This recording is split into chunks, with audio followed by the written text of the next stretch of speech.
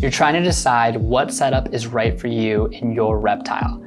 A bioactive enclosure with a naturalistic ecosystem, or an artificial build with everything under complete control.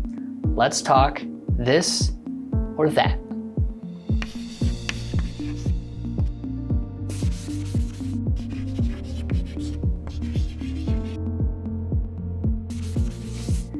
Hi everyone, Kevin with Pangea, back for another episode of This or That, where we compare products common to the hobby to help you better understand them and find out which is best for you. In this special episode, we will be comparing bioactive setups to artificial setups.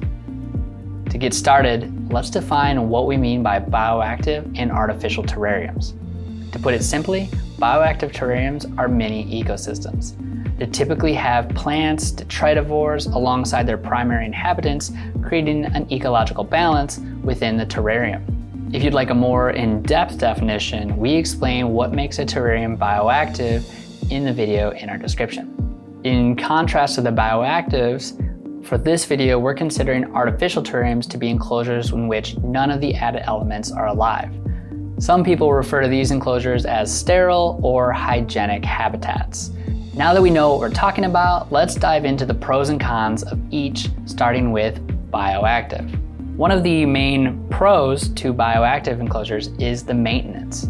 The goal of bioactive enclosures is to create a balance between plants, microorganisms, detritivores, and your pet. Your cleanup crew, including animals like isopods and springtails, alongside the bacteria and mycelium in the substrate, break down the waste, leftover food, dead foliage, and detritus, meaning you'll have less cleaning to do, leaving your pet a healthier environment. In fact, spot cleaning in a bioactive setup can often be as simple as rinsing waste off your glass, plants, or wood, letting it fall to the substrate, and allowing your cleanup crew to take care of it from there. Let's talk about the pros for husbandry. Bioactive enclosures more closely mimic the natural environment of your animal with live plants, natural soil, and detritivores. A more naturalistic environment could be less stressful for your animal. Planted bioactive enclosures will offer stable humidity levels throughout the habitat, as well as maintaining microclimates as plants create shade and transpire water vapor. This may lessen the frequency of necessary misting to maintain humidity levels. Aesthetics can be another pro for bioactive enclosures. Many people prefer the aesthetic that natural plants and substrate bring to a terrarium. Tropical terrariums with lush green plants are often the goals for many keepers and can make for beautiful terrariums. Now that we've talked about the pros of bioactives, let's move on to the cons, starting off with the setup. While research is important for every terrarium build, bioactive builds can require much more. Every natural component needs to be researched to ensure it is safe for your pet and will suit your animal's habitat. Some plants are toxic if ingested or if contact is made with the sap, resulting in pain, irritation, loss of appetite, and even death. In addition to taking more time to research what goes in your bioactive build, it also is going to take more time to set up your enclosure. Backgrounds need to be made or secured, substrates need to be properly layered, and plants need to be planted. Additionally, bioactive enclosures should have time to establish, allowing plants to take root, cleanup crew populations to grow, and beneficial bacteria and mycelium to develop in the substrate. Ideally, a bioactive enclosure should have about a month to establish before introducing your pet. Another downside to bioactives can be the maintenance. While you'll have less cleaning to do, there is still maintenance for bioactive enclosures. Some spot cleaning is still necessary, the enclosure's glass will still need to be cleaned, and many animals have too much of a single bioload, especially snakes, for any cleanup crew to efficiently break down on their own. Speaking of the cleanup crew, you'll need to monitor its population, as your pet may snack on them from time to time. It's often a good idea to keep a separate colony of your crew so you can reintroduce them as needed. Depending on the plants you add, you may need to maintain them as well. Many plants will take over a terrarium and block out all the light if they're left untrimmed. If you're using a double pot method, you'll need to remove the plants to water them weekly. Some plants might not survive in your terrarium maybe the conditions aren't right, or maybe your pet has decided to pancake them. If that's the case, it's going to add to your maintenance from removing and replacing those plants. If you're breeding in a bioactive enclosure, they can cause a little bit of a headache when digging around to find the eggs, especially when you discover that isopods have beat you there and have already eaten your eggs. But generally speaking, planted bioactives need very little maintenance. So now let's talk about cost. Another con for bioactive enclosures is the overall cost. The initial price for a bioactive can be pretty expensive. This is especially true if you plan to use rare plants, which can cost a pretty penny. Additionally, real plants need their own light on top of the enclosure to help them grow, adding to your expense, and most bioactive enclosures will also require additional specialty substrates that also will cost more. Now that we've talked about bioactive enclosures, let's talk about the pros and cons of artificial enclosures, starting with the setup. Artificial setups are fast. An enclosure can be put together in the time it takes to watch this video. Some well-placed plants, some hides, and boom, your reptile home is all set. Fake plants and hardscape elements are easily repositioned, and there's no need to worry about size, growing behavior, light, or water requirements. You can place your fake plants wherever you like. The setup is very easy. Another benefit artificial enclosures have going for them is the ease of monitoring.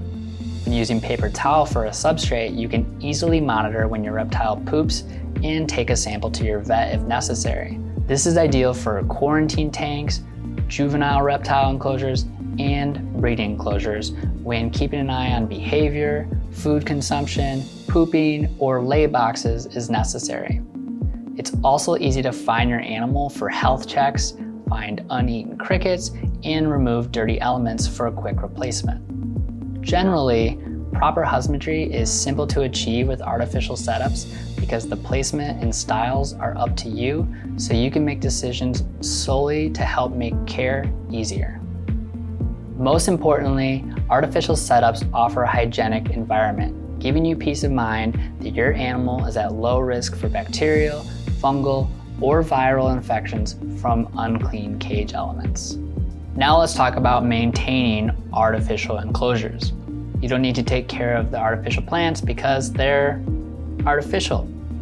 They will never be killed by a heavy snake or lizard smashing them, and if they're tough like Pangea hanging bush, the leaves won't fall off. Artificial plants will never wilt in an arid environment, and they don't need water, special lighting, or soil requirements. For artificial flowering plants, you'll always have pretty flowers year-round. Basically, unless you change something about your enclosure, you can rest assured your artificial elements will always be there. Although some will get manhandled by careless reptiles, you can always set them back up. Now let's talk about the cost. While you can go all out for high-end artificial products like rock backgrounds, your overall cost will likely be low for artificial enclosures. Artificial plants are cheap and come in an incredible number of sizes, colors, and styles to suit almost any enclosure. A downside to artificial elements is the cleaning involved to ensure your reptile stays healthy. Since you won't have a cleanup crew working for you, you'll have to do all the cleaning yourself. Paper towels are easy enough to swap out, but you'll need to clean the decor as well. When you do need to clean your animal's enclosure, you can scrub with dish soap, but we recommend sanitizing with a veterinary disinfectant like chlorhexidine or F10. Both are great options. Let's move on to husbandry. The only downside to husbandry for artificial tanks typically is the possibility of your animal ingesting some of the fake plants. If this does happen, you'll certainly need to take your animal to the vet, but it's pretty unlikely. Last but not least, for artificial tank cons is the aesthetics. While these are subjective, of course, there are some clear downsides to artificial setups. Although some fake plants like the Pangea hanging orchid look amazing, most fake plants look fake to the keen eye. And this can be doubly said for many branches and fake vines that you can see in the hobby. This can also be said for the easy to swap out paper towels or cage carpets. I've rarely heard anyone say that they really enjoy the way that their paper towel looks. Now that we've gone over the pros and cons for these products, let's put them head to head, starting with cost. This round goes to artificial setups.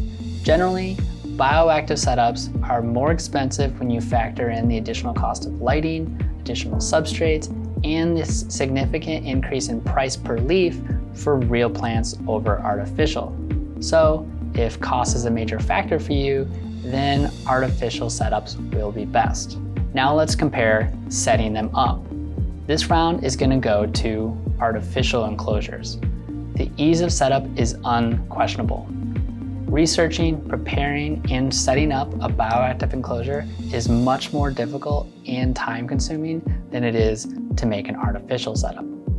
So now let's compare the maintenance. This round is going to go to bioactives. With a cleanup crew doing the work for you, maintenance is a breeze. A properly set up bioactive tank can last many, many years with minimal maintenance. Next up, let's compare the aesthetics. Although this is subjective, most people agree that a well set up planted tank is a much nicer living room feature than a tank with plastic plants. These little cross sections of nature invite us in, they inspire wonder and capture our fascination with their look and feel. So we're going to give this round to bioactives. Finally, let's compare these from a husbandry point of view. Some animals do much better in bioactive setups with a habitat that more closely resembles their own, while others can suffer from the uncontrolled environment. Breeding animals, babies, and juveniles are often better in artificial setups because of the visibility, versatility, and cleanliness that these setups offer. So, which approach is best for you? Whether you go with an artificial or bioactive enclosure greatly depends on your circumstances. If you need something clean, quick, cheap, and easy to set up, you should consider going with an artificial setup. If you're drawn to the beauty and low maintenance of having your own ecosystem and you have the resources, then you'll love a bioactive enclosure. If you want to make a bioactive but you still need some guidance, check out our video on things to consider for your bioactive where we teach you what you need to prepare for your first build. We'll have that link in the description for you. If you're still on the fence about bioactives versus artificial setups, you should consider a hybrid approach and bring the benefits of both sides together. You can have artificial plants over a bioactive substrate or a potted plants amongst the rest of your artificial elements, or find a combo that works best for you. Of course, whichever approach appeals to you, you can find all the supplies you need to build at PangeaReptile.com. All right, everyone, thanks for watching. If you decided you want to go for a bioactive build, check out our basic bioactive build video so you can follow along as we go through the steps to complete a simple bioactive enclosure. If you're leaning towards an artificial build, check out our complete Crested Gecko kit video where we do a complete artificial build. Leave us a like if you found this video helpful and let us know in the comments what questions you have. Thanks again for watching. We'll see you next time.